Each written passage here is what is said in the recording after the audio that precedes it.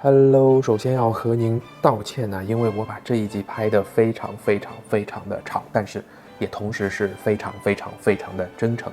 这一集还是我和我太太两个人一次成型的日常对话，我们把回到上海最大的感受做了描述，同时我们都认为在马来西亚可以感受到大马人的善良。那这样的善良是体现在哪些方面？对我们自己又有哪些的改变呢？我们会原本真实的展现给你，希望你能陪伴着我们一起来收听。开始吧。这两天我们已经回到上海了，那你回到上海的话，有什么感受吗？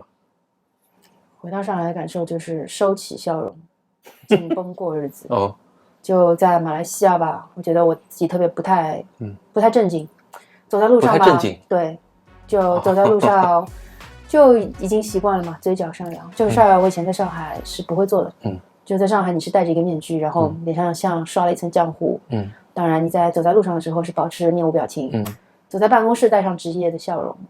但是在马来西亚吧，就是松弛，那种发自内心的松弛。所以走在路上的话，特别是早上送我孩子去上学的那段路上，每天都是微笑着走的。但是上海的话，为了防止别人觉得我是神经病，就是板着脸，非常紧张。我有个好玩的事情，我有一次春节的时候，特别想能够立了一个志。我今天是春节应该说新年好。我今天能不能就从我出门踏上电梯开始，跟我认识的所有人都说一遍新年好？结果我看到别人的时候，他那种 poker face， 就是当然我自己心里也有点怵，就大家都感觉这不是一个正常的事儿，我就放弃了。我从来没有实现过这样的一个事情。这不很正常的事儿吗？我就想你以前很喜欢拍照片的时候，就拿着照相机到外面去扫街，就是去拍那些路上的这个街景，还有敌意很大嘛。对，你不是说你拍的时候，人家都会问你说你是不是在调查我，是不是在暗访我，就还要逼着你去删掉。是。那你想一想，我们在马来西亚，你这个搞 YouTuber， 对吧？我们无论是去菜场，还是在街边，还是我们去餐馆吃饭的时候，你掏出这个东西，你99%大家是很开心的。还好，还会跟你聊。哎，你拍什么？你看这个是什么东西啊？哪儿买的？对，就很开心的。但我也会问啦，有时候因为我知道我会发表，所以我会问他说：“老板，我要把你拍下来，我会这个对你拍摄。”他也就 OK， 就没有任何人有反感这个事情，他心里的这样的不安全感可能会弱一点。然后你刚刚讲的，在国内就是我记得有2次都是这样。有一次我在菜场去拍摄，我想拍一些菜啊或者整个环境，就有人说：“哎，你是不是上面来调查的？”还有一次在路边，在张江啊，挺繁华的地方，我就只是在路边随便拍，他也会说，他看我拿照相机，他就说，你是不是上面派来检查的？他肯定觉得是 exactly 都在问你是不是来检查的。你现在你看我们上次拍的那个菜场视频，我记得就是我们去买鸡脚，那个油炸鸡脚的那个地方，那个女老板那个摊主看到你拍出来，他还特别说了，哦，你要拍吗？来，我的鸡脚都是美美的。对，他把我叫回来是吧？这是美美的，他说我很这上海话叫接林子，我很 get 他的意思，就回去又把他的鸡脚给拍了一遍。对啊，就是这种松弛，你在上海是，你肯定是会收起来的。没错，但是你看我们去大马才半年不到嘛，对人的改变就很大。你刚说你每天走在去学校的路上，都会是自己就主动带着笑容，就那么快就有改变。我也是啊，我今天下午去医院。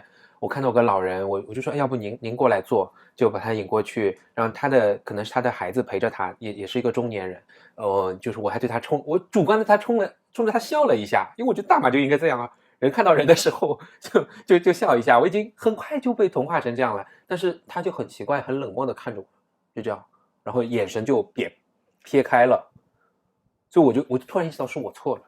是的呀，我不应该这样子。我要是在上海的医院里面看到这样一个莫名其妙对我笑的人，我肯定觉得这个人接下来要给我推销产品了，或者说他是一个黄牛。对，但我有想到，我们那天就是从大马去机场去办托运的时候，你还记得吗？旁边那个女士可能也是同胞嘛，她的英文不好，数字讲不清楚啊，是。我记得你还特地走上前，别人问他说你是几个人，14还是40？他14跟40讲不清楚，他没说清楚，别人吓了一跳，说那么多人他在帮忙办登记吗？其实那一瞬间，我看到你走上去，直接帮他把英文告诉那个柜台里面的那个马来人服务员，我其实还觉得蛮感动的。我感觉这个就是在大马我们感受到的，很多人他们会给你主动这个帮助。我觉得你在做 practice 这个事情，但是你要在国内做，人家绝对是觉得你是个变态。就是说回上海的改变，一方面就是自己把大马的这些人与人相处的态度带回了上海，另外一方面改变就是心理上的一个 shock， 就我们自己才去了大马半年，就已经会感受到一些不一样，会突然会感到有些冷漠吧。对啊，可以这样说。对啊，我有同感，我就好像疫情已经过去了，路上变得更加车水马龙了。我们去的商场人确实还不少现在，但是人的心好像没有跟上，有这种感受。好，那我想第一个问题是问的回到上海的一些改变和心理的感受。那第二个问题，你刚讲到大马，能够感受到很多人的善良，你觉得他们的善良是体现在哪些方面呢？我能不能 tap 进去具体的去了解一下？我觉得吧，他们的善良，他们没有那种很强烈的，像我们一切好像人与人之间的联系的前提条件是要有我能够从你身上赚到钱，他没有这样的一个很功利的想法。他跟你想的更多是出于人为人他的一个基本的一些原则，比如说与人为善，比如说你先要展示你的善意，或者说你对这个陌生人你就有一种 genuine curiosity，有这种好奇心，你把他当做一个家人一样去对待，然后你是不求回报的那种。你感到他们没有这么功利，好像不急着赚钱，这个可以深入展开，比方说举些例子吗？我觉得吧，就你看我们的这个包饭的，我们在马来西亚用的这个包饭服务，他给我们，每一餐是10马啊，一个月是20，每一餐差不多9马币吧，9马币，然后每餐是3个，就因为这个老板每个月付1次钱，我们经常会每个月里面会有几天是请他停送的，那照道理这个老板如果是中国人的话，他每个月他会帮你都算好。提前几天就把账单发给你，对，告诉你下个月你要怎么付啊，然后怎么样，然后一定是会到点就会告诉你，你要付钱了啊。对，这个老板是从来不会提醒我们该付钱了。我真的就从我们2月是吧开始订到现在，他都没有一次是主动来问我们要钱。对，只是第一餐我们还问他有没有菜单，有没有介绍给我们看看啊？没有，但是他只说了一句话就打动我了，他说你放心吧，我们做了60年了，好吧，那我们就订。但他没有一次来问我们要，而且我们的要求还挺复杂的，我们中午订2餐，晚上订1餐，有时候会要饭不要饭，有时候停，有时候停1顿，有时候1天都停，就他回头都是我们在帮他每个月算账。可是更有意思的是，我用 Excel 啊算单价呀，我把所有的账算完告诉他以后，老板每次都是秒回 OK， 都不看的。对，还有就是有一次很不好意思嘛，不知道为什么，就是一开始他是给我们家送的是不锈钢的饭盒，然后每次都是我们要洗好再放回去，然后他下一餐再来给我们换。但就是有一次很神奇，我放在楼下的这个洗好的饭盒就没有了 ，OK， 被人拿走了。我心里面想天哪，这个怎么办？这个东西，那个饭盒，我感觉它也是有价值嘛。那我就跟老板说，老板，这个东西我来赔给你。然后因为一开始老板我感觉他是非常上心的，他让我去看一看监控是谁拿掉，所以我觉得这个肯定对他很重要。但是没想到我跟他说我愿意来赔，他跟我说不要了，真的不要了，都是小事啦。对，他坚持就不要，所以再回想老板每一餐都坚持会做2个事情，就虽然我们 Seldom 可以见到他，但他一定会拍张照放在那儿。那你知道今天饭盒和周边的环境是什么样？第二，他会用他的那个老板饭到了，对，饭到了，注意来拿哦，每次都是这样的。对的，对的，特别好玩，特别感动。他其实还变成我们的生活助理了，他告诉你怎么送煤气罐是吧？你后来是怎么联系到的？就他给了你电话吗？我们刚刚来的那个时候，我也比较没有方向，不知道怎么去买菜，然后不知道哪里去买猪肉、买牛肉，订煤气罐。我就想到。那可能他是我在这边认识的新朋友，我就莫名其妙就发了个 WhatsApp， 我说老板你好，请问这里附近有没有送猪肉的，有没有送煤气罐的？他就立刻就跟我讲了，我想好深哦。他说你要吃猪肉啊，他说你要吃什么部位啦？我想这有什么好问的？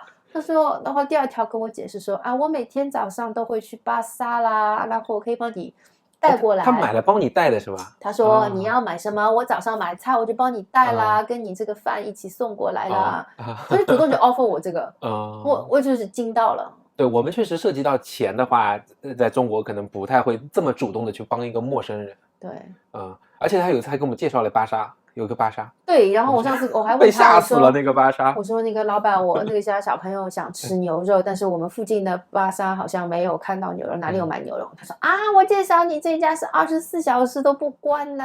那个太夸张，这个不能怪老板哈，因为那个巴莎可能是搞批发的。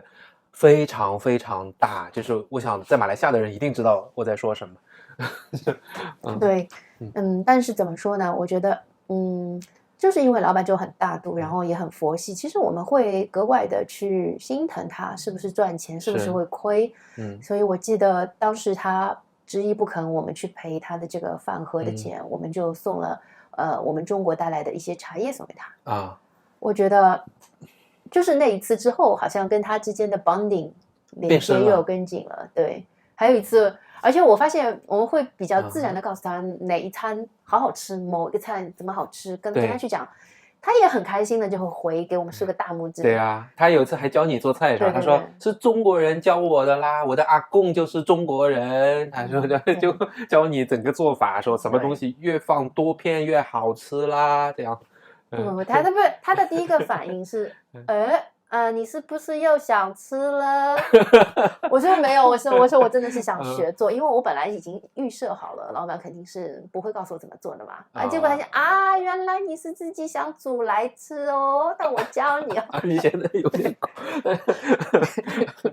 他是一个不见面的朋友。真的是不见面的朋友。OK， 你是没见过，我是见过他几次。我真的是都没有见过他。就是那个老板那个样子，就是60岁的，然后脱下那个摩托车的那个头盔，你感觉他就是个弥勒佛的那个样子，跟你一样是光头，一直是笑呵呵的，耳垂很大，对，非常好玩的一个老板。OK， 下回请他来。对，我每一次如果是他送饭的时候，我下去比较抓紧，还能看到他，他每次都是跟我很热情的打招呼。哎呀，好久不见啦，这个样子。你有点费力啊。他真的是很慢。他跟我们讲话，我每次都要倍速1.5。对。那很快我来讲一个，我们也是共同经历的。我们因为是春节来的。所以好赶啊！虽然很赶，虽然错过了在中国和大家和亲戚过春节，可是我们居然在马来西亚过春节，对吧？就是我们在中国认识的朋友，其实是大马人，也没有太多的交道啊。但别人过来初一，我们是初一的下午到的，所以到初二的一早，他就问他的邻居借好了车。就开到我们楼下等我们，对吧？我记得他还带着自己小孩，显然不方便他们要出去吧，因为我知道马来西亚过春节是很热闹的。然后太太的腿脚那时候也不太方便，他带着我们把车给我们一起说，先参观下你们小孩的学校，哇，很漂亮，还带我们到商场吃饭。吃完饭以后，我看他太太真的是走路不太方便，他就是带着我们去 Maxis 办手机卡，那要等很久了，那等了1个多小时，就一直在陪伴着我们。对，我觉得那个时候我特别不好意思，因为在我们的观念里面，就时间就是金钱嘛。其实那天我看到，就是他等我们的时候，其实他们是没有事情做的。然后那个就是 Maxim 的这个工作人员动作很慢对，动作很慢嘛。他们就站在那里，其实小孩也是百无聊赖。但就夫妻2个人，我就远远的看他们2个手拉手。太太拄着拐杖，然后就是你的朋友就是在那边等我们，所以我就上去跟他说，我说真的不好意思。我也劝他回去，但他不说，没关系，就这样。对。然后在后面一天，初3的时候，我们就到了另外一个朋友家里做客了。对。他邀请我们到他家，结果他们真的很热闹，他的那个 land 里边就是一大家子都在里边，老人也来，然后同辈的亲戚，小孩很多。最有意思的是，大家对我们不像一个好像我不认识你哦，你就在那边坐着好了，完全不是这样。会有些朋友过来招呼我们说，你看这个是马来人的一些炸鸡，这边是我们带回来的一些菜，还会来跟我们打招呼，对吧？甚至跟我们开玩笑，就特别有意思。对的。就我觉得我一开始是不想去的，我觉得我觉得在中国你一定不会去的，像我观念里面，你的春节是跟你的家人一起过的，哪有会请陌生人，对吧？然后因为他那天已经跟我们讲，是他们家里面有好多人都会来对吗？然后我这时候印象太深刻了，然后我们带着我们家孩子去嘛，他们家里面呢几乎是每一家都有给小孩派红包，对，而且我们去之前我们去了解了一下，就是派红包一般也就是派几十块钱，20、30或者这样，50是比较多的这样。我是没有想到回来拆开来一看。有好多红包都是100马币的，那是他们加大量了，一定我觉得。这是素不相识的。大家可以说一下，在马来西亚你们一般红包给多少？就我真的是震惊了。然后我们不光是他们家里面每一家，大概4、5家，他们兄弟姐妹，然后还有那个他们的爸爸妈妈，年龄已经很大的长辈，就给我们家小孩派红包，就你感觉一下子就很愧疚嘛？怎么？就觉得哎呀，我怎么何德何能？对，他们过来跟你说话都不是那种，既不像在中国就你是陌生人，所以我对你很客气，但那种客气到让你感觉我们是陌生人的这种客气，他过来都很自然的，对吧？微笑，然后跟着你说这个来啊，跟我们一起玩啊，或者跟我们开玩笑说啊，你这个租的车太贵啦，3000马币啊，这个把我的买去吧，分期很便宜啦，怎么样，就是。最后我们就一起捞生，就也是跟他们像家人一样的，把筷子插进去。什么最后一句是我记得十全十美，大家就把拎起来一起吃。这个仪式感太强了，对吧？从1要讲到10，最后对一起放烟花也很热闹，然后走的时候，人家还给我们一大包，我记得是怡宝的2个怡宝盐焗鸡，还有那种各种各样的糕点，那就不谈了。还有那种肉松卷起来的那些小零食。其实我这个朋友还问我说啊，你没有带衣服啊？本来你可以住在我们家。第2天我回去了以后，没有想到但是还说隔天有点远，他说但是可以到我妈那边更好玩啊，不一样。他说你去不去？我就不去了。对的，对的。这2个故事真的是印象太深了。其实你前面那个就是讲的第一个陪我们去办手机卡通，还有另外一件事情我也很感动，就是那个时候，来了大概1、2个月的时候，2个月不到吧，你好像要回国去办事，所以就是我跟小孩2个人在这里。我记得你走之前，他还跟你讲说，是把他的电话留给我，如果他太太的微信，对，然后其实呢。他还把当地的好的医院发给我了。他说人不在嘛，难免会有一些问题。他说，这家好像是英格，是比较好的医院。但是如果你喜欢中医，这家是一个中医的医院，我们小朋友去过，不错啊。我觉得马来西亚人说话很喜欢有一些肯定不可以，我说不错啊。他给我就让我存到了那个 Google Maps 里边，所以我这样我也就真的就。比较放心了。好了，你拿个纸巾擦一擦，我看你都要哭了。这好事，这没事嘛？谁说男人不能哭？对，我这里要补充一下，我感觉马来西亚人的这种就我只能说这种人与人的 bonding 有 people touch。以前我那个英国的老板就跟我说，他生活在新加坡感受不到 people touch。这种 people touch 就是不是太深，也不是太浅，就让你感觉自然，你知道吗？你刚讲的是好像很热闹。我觉得马来西亚人都懂啊，但是如果中国人在看，是不是会觉得那他说是不是很热情啊？热情到让你难受？就没有。我举一个很小的例子，像有一些商场里面的电梯，你看人再多排队的话，我数过一个大电梯，进去总归是7到8个人停了，大家就很热闹，人与人自然的就站在一个合适的空间，然后人跟人的间距也都很大，也很小声，这就是让你舒服，就是不远又不近。对，那你说大家为什么不功利的赚钱？我觉得就是说没有被金钱追问嘛。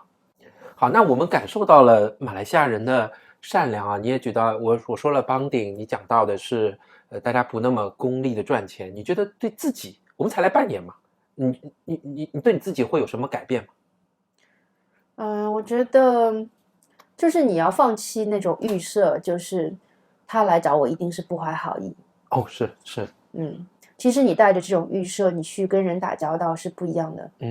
我印象很深的是，我看到之前我们2个对谈有那个大马朋友给我们留言说，交朋友在大马是不需要去经营的啦。